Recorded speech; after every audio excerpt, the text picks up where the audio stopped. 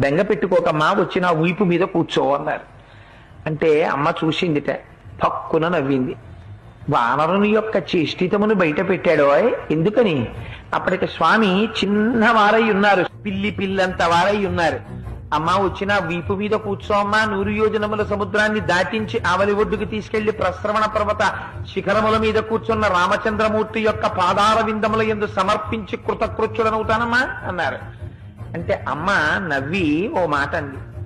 ఎంత మాట అన్నావోయ్ హనుమా, నువ్వే ఇంత స్వరూపమా, నీకో ఇంత వీప, ఆ వీపు మీద నేను కూర్చోనా, నువ్వు నన్ను తీసుకెడతావా, నీ వానర బుద్ధి బయట పెట్టావోయ్ అంది.